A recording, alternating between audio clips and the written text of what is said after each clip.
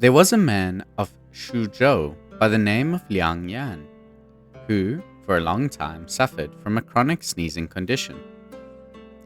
One day, he was lying down when he felt a strange itching in his nose.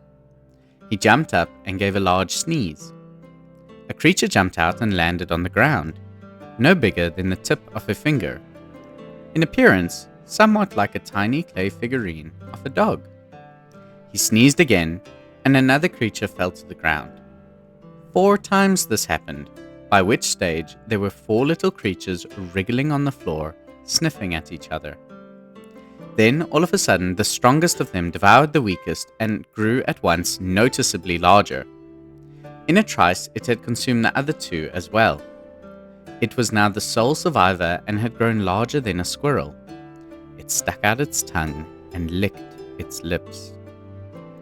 Liang was greatly alarmed and tried to trample on the thing, but the creature jumped onto his stocking and began making its way up his leg. Liang took hold of his gown and shook it, but it clung on and would not be moved. It edged its way up the embroidered fastenings of his gown and began digging its claws into his flesh.